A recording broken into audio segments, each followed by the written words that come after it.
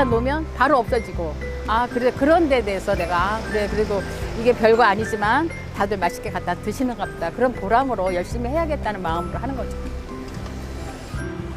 저에게 공유냉장고란 감사예요.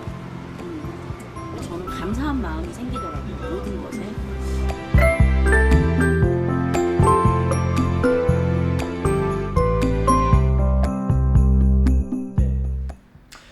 수원의 경우도 마찬가지입니다. 수원의 경우도 정부에서 주는 상을 좀 받았는데, 이 수원의 공유냉장고의 경우에는 이제 초기에는 다세대 주택 지역을 중심으로 이제 구시가지에 주로 설치가 되었다고 합니다. 그래서 현재 20년 1월 현재 10호점까지 개설이 되어 있고, 주로 그 구시가지에는 이제 먹거리 취약계층들 좀 많이 거주하는 곳이라 이제 그쪽에서 많이 설치되어 있고, 대부분 이제 식당 입구에 많이 설치되어 있으면서 관리자의 직업 자체가 이제 식당 대표. 그리고 당연히 이제 이분들은 이제 순수 자원봉사로 이제 운영이 되고 있습니다. 보여드리고 있는 거는 이제 사진은 그 한 공유냉장고의 모습인데, 뭐 반찬 그리고 과일, 사과죠, 이렇게 나타나 있고요. 저 유리로 된 그 반찬통은 사용자가 이제 가져가서 쓰고 나서 깨끗이 설거지를 해서 다시 돌려주는 그런 형태로 운영이 되고 있습니다. 그래서 실제 반찬을 우리가 중요시하게 생각함에도 불구하고 어려웠던 게 결국 포장 용기의 문제죠. 과연 재활용할 수 있을 것인가. 그래서 실제 어떤 1인 가구 그분은 반찬 가게에 가서 자기가 갖고 간 그 락앤랩 통에 갖고 와서 반찬을 담아 오려고 했는데, 그거가 너무나도 번거로웠다. 나도 번거로웠고, 그리고 그 반찬 가게의 그분한테도 번거로웠기 때문에 포기했다라고 하는데, 실제 이렇게 뭐 하나의 그 사례로 운영할 수도 있지 않을까, 이렇게 좀 보고 있고요. 이 수원의 공유냉장고는 역시 이제 이용자 동의 규칙이 있습니다. 물론 이제 제가 아까 소개해드린 베를린의 어떤 그 공유냉장고 규칙 그리고 운영 방식보다 대단히 좀 이렇게 심플한 그것보다 되게 상당히 간단한 형태이긴 한데, 현재로서는 뭐 이 정도 수준으로 운영되고 있는 것 같습니다. 예를 들어서 공유 냉장고에 음식물을 누구나 넣고 누구나 가져갈 수 있다. 그리고 음식물을 이용하는 개인은 육안으로 충분히 안전한지 판단하고 유형해 달라. 그리고 음식물을 담아내는 유리병은 공유자산이기 때문에 반납해 달라. 그리고 안전하고 위생적인 음식물만 넣어 달라. 그리고 음식물 공유 조건에 부합하는 음식물만 공유냉장고에 넣어달라. 대략적으로 이런 동의 규칙이 있는 것이죠. 그래서 공유 가능한 것으로는 채소 및 식재료, 반찬류, 통조림 등 가공품, 음료수, 반조리식품, 냉동식품, 빵, 떡, 간식류, 공유, 음식적 상품권, 쿠폰 뭐 이렇게 되어 있는데 좀 이런 부분 좀 특이한 부분이죠. 그래서 실제 공유 불가한 거는 이제 유통기한이 지난 음식물, 주류, 약품류, 불량식품, 냉동고에 장기간 보관한 식품들, 이런 것들이 되어 있어요. 그래서 실제 이 수원 공유냉장고의 공유냉장고의 그 동의 규칙은 대단히 간단하다는 어떤 장점이 있는 반면에, 실제 이 음식물을 누구나 넣고 누구나 가져갈 수 있다는 그런 뭐 그것이 장점이 될 수도 있고 단점이 될 수도 있죠. 왜냐하면 누구나 그 어떤 기본적으로 이런 그 전체적으로 동의 규칙이 워낙 간단하다 보니까 그 스스로를 충분히 그 어떤 음식물이 건강하고 좋은 먹거리인지에 대한 어떤 기본적인 어떤 그 훈련이나 이런 부분들이 안 된 상태에서 넣을 수 있다는 어떤 그런 가능성들이 있다는 점에서 약간의 좀 뭐랄까요, 좀 더 규칙을 좀 더 강화하면 어떻겠냐라는 어떤 뭐 생각이 있는데, 그 부분은 사실은 이 지역사회 내에서의 어떤 뭐 독특한 어떤 판단들이 대단히 중요하기 때문에 그 속에서는 결정이 돼야만 하겠죠. 수원 공유냉장고의 특징으로, 요거는 수원 공유냉장고를 실질적으로 운영을 했던 분들의 이 평가입니다. 우리 수원 공유냉장고는 이러이러한 특징이 있다 라고 한 것인데, 이 먹거리 공유를 스스로 자기 스스로 조직화했다는 측면이 있죠. 그래서 이 먹거리 공유의 이용자 동의 규칙도 사실은 그런 면에서 저절로 자연스럽게 형성이 되었던 부분들이 있고, 두 번째는 지역 시민사회 역할이 대단히 중요하다는 점입니다. 이 공유냉장고를 운영하고 만들어 나감에 있어서 실제 지역 시민사회 역할이 없었다면 사실은 좀 어려웠던 측면들이 있었다는 거죠.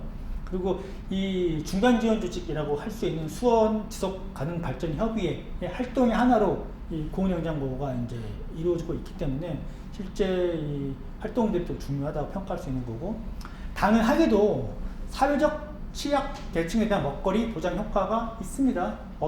당연히 있죠. 또한 공유하고 서로 호혜하는 그런 문화들이 조금씩이나마 이제 만들어져 나가는 거라고 할 수 있고, 또 먹거리 거버넌스가 실질적으로 지역에서 어떻게 이제 실행될 수 있을 것인가에 대한 부분들을 수원 공유냉장고를 통해서 좀 보여줬다, 이렇게 평가도 하고 있습니다. 마지막으로 그 주요 대안에 대해서 말씀드리도록 하겠습니다. 제가 서두에 강의에 처음에 말씀드렸다시피 어떤 구체적인 정책을 짜잔하고 말씀드리는 것이 아니라 그 수많은 다양한 그런 정책과 프로그램들, 그런 것들이 어떤 원칙과 형식을 가지고 어떤 내용을 가지고 운영되어야 될 것인가를 중심으로 말씀드릴 것입니다. 그리고 그것이 오히려 더 지금 시점에서 필요한 어떤 정책적 접근이라고 할 수 있을 것입니다. 먼저 주요 대안들 첫 번째, 민주적 사회 공공성의 원칙에 근거한 운영의 측면이라고 할 수 있습니다. 강의 초반에 사회의 어떤 위험에 대해서 개인적으로 대응한다라고 말씀드렸는데, 저희가 사회적인 것이 종언되었다, 끝났다, 실종되었다라고 얘기하는 것은 어떤 문제 영역으로서 사회적인 것, 이런 것들과 해결 방식으로서의 사회적인 것, 이 두 가지 차원의 어떤 분리를 의미하는데요. 즉, 문제형으로서의 사회적인 것은 갈수록 증가, 폭증하고 있죠. 그럼에도 불구하고 이것의 해결 방식, 사회적인 해결 방식은 사라지고 있다는 거예요. 즉, 그동안 이런 문제들을 사회적으로 해결하기 위해서 노력해왔던 공공성의 역량 자체가 완전히 파괴되고 실종되었다는 것을 의미합니다. 이것은 현재 우리가 사회적인 문제를 우리가 민주적으로 해결하고 있지 못하다는 측면을 드러내고 있는 것이기도 하고요. 우리가 공공성이라고 얘기하면 한 사회가 그 성원들이 추구하는 각기 다른 좋은 삶의 방식들을 배제함이 없이 공평하게 조화시킬 수 있는 공적 원리이자 자신을 성찰적으로 이해할 수 있게 해주는 원리라고 우리가 정의할 수 있을 것 같습니다. 그래서 이 사회적인 공공성, 이 문제가 지속적으로 사회적으로 발생하고 있는 이 문제들을 사회적으로 어떻게 해결할 수 있을 것인가 라고 한 측면들은 민주적 방식으로 그러한 어떠한 사회 공공성을 재활성화시키는 관점들이 좀 필요하다라고 할 수가 있고요. 그래서 실제 이것의 한 형태로는 이해 당사자들이 모두 토론 과정에 참여해서 문제들을 논의할 수 있는 어떤 공적 수계 과정들, 이라고 하는 것이 대단히 중요하다는 것이 또 이야기될 수가 있겠죠. 두 번째는 어떤 공동체 내의 어떤 다양한 이해를 어떻게 보장할 수 있을 것인가 하는 측면입니다. 어떤 동질성과 통일성이 아닌 차이에 기초한 열린 공동체. 말은 쉽지만 이 자체가 대단히 어려운 것이죠. 이걸 어떻게 만들 수 있을 것인가. 먹거리 보장 관련된 이해 당사자들이 있습니다. 뭐 기호도 다르고 다 다른데, 그리고 여기에 또 먹거리 신빙곤충도 포함되고, 이 많은 먹거리 보장 관련된 각 이해 당사자들의 요구들을 수용하고 해결하기 위한 다양한 방안들이 이 속에서 논의가 돼야 되는 거죠. 이 구체적인 정책을 만들어 나가고 프로그램을 실행하고 평가하는 모든 과정에서, 또 청년이나 여성, 장애인들, 이 보통 이런 사람들의 어떤 다양한 이해관계들 역시 적정한 수준에서 보장되어야 하는 것이죠. 대단히 어렵겠죠.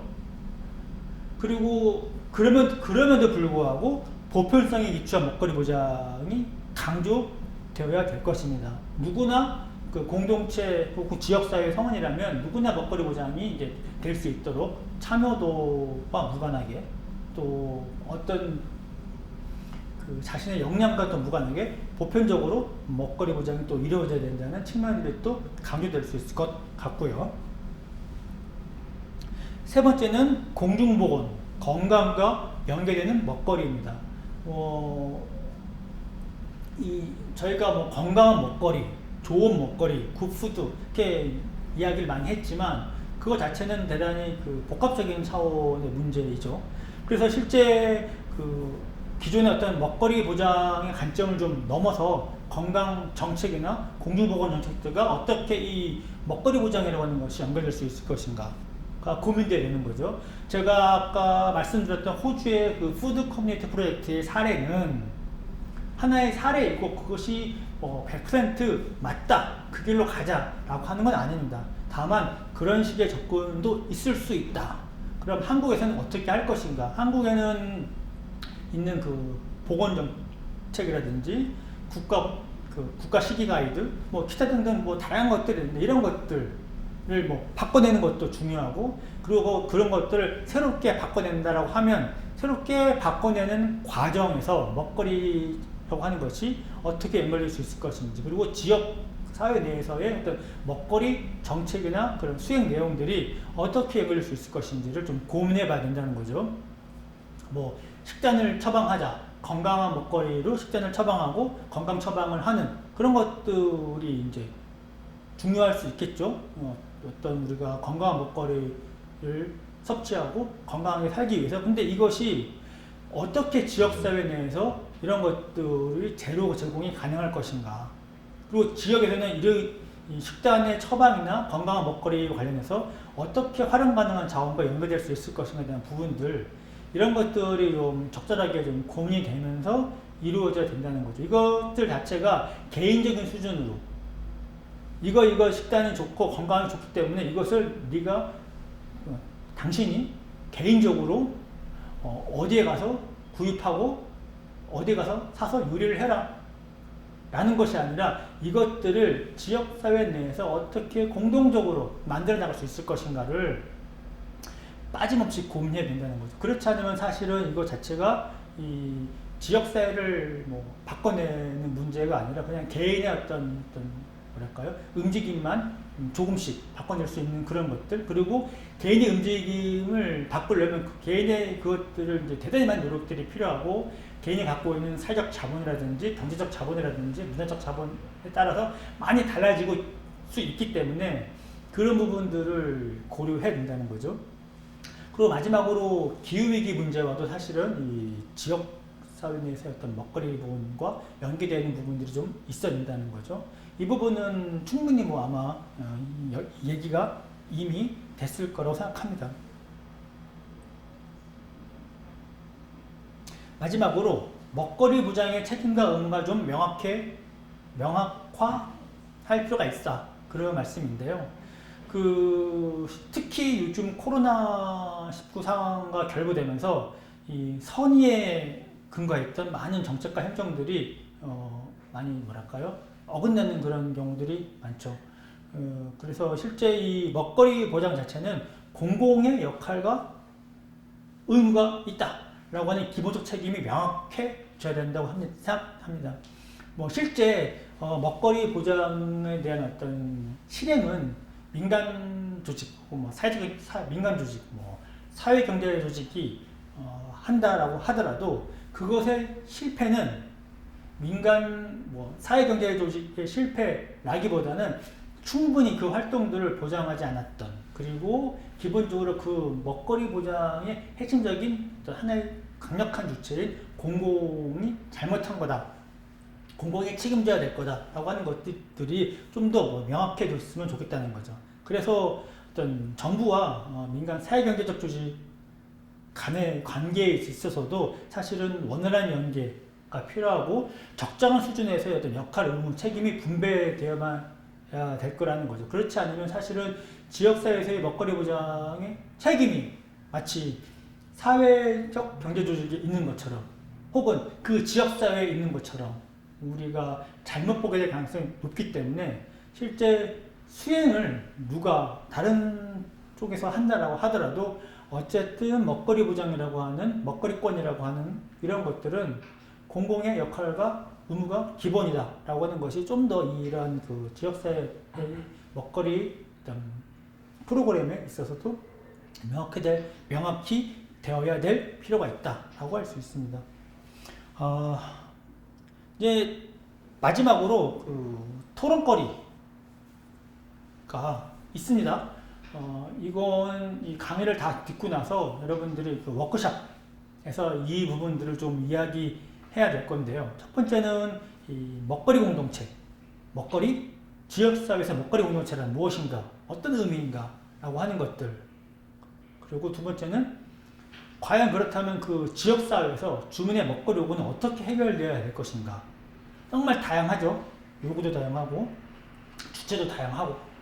세 번째, 공적 기관과 사회적 경제 조직 간의 먹거리 보장은 서로 어떤 관계 속에서 해결되어야 될 것인가. 그리고 이 푸드뱅크나 음식공은 과연 그 먹거리 보장에 기여하는가. 기여한다면 혹은 기여하지 못한다면 어떤 장단점을 가지고 있는가 하는 점이고요.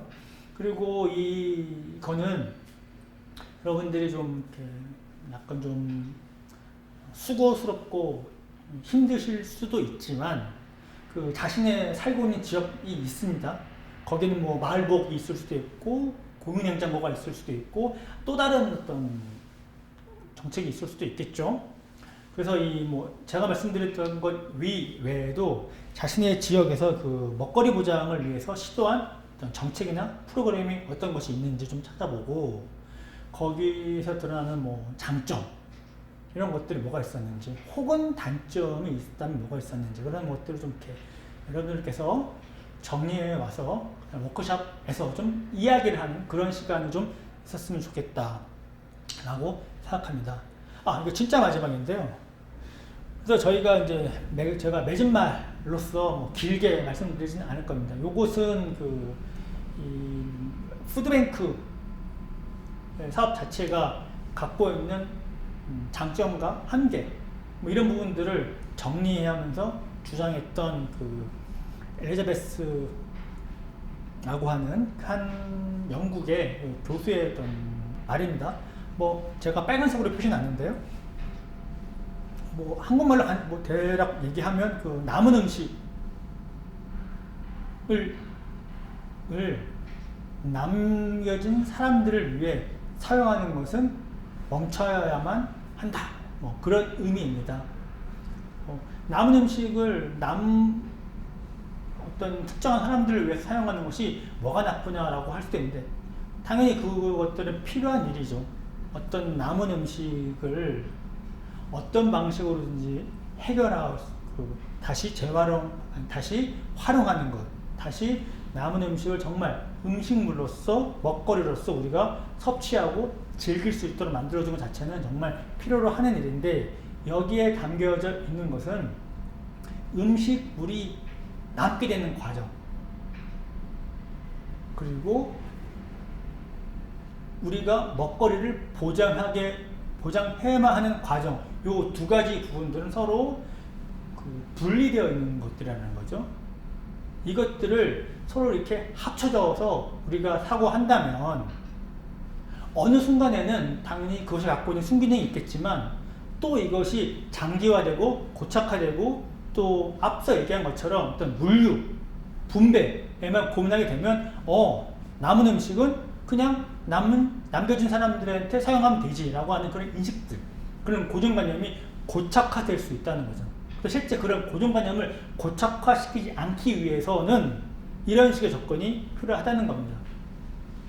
절대 현재 뭐 푸드뱅크나 뭐 다양한 음식을 공유하는 이런 프로그램 자체가 나쁘다라고 하는 것이 아니라 그런 부분들 우리가 고려한다면, 그래서 그런 부분들을 분리시켜 놓고 고민한다면 왜 음식물이 남게 되는지, 그리고 왜 먹거리 보장이 필요하고 먹거리 취약계층이 왜 발생하게 되는지, 이런 것들을 우리가 분리해서 고민한다면, 그리고 이 먹거리 보장을 어떻게 해야만 되는 것인지를 우리가 좀 더 진지하게 고민한다면 향후 이 먹거리 보장과 관련된 그 지역사회에서의 어떤 대응이라고 하는 것 자체는 좀 더 뭐랄까요, 구조적이고 근본적이면서도 더 적극적으로 우리의 현실을 바꿀 수 있는 가능성이 좀 커질 것으로 생각됩니다. 여기서 강의를 마치도록 하겠습니다. 감사합니다.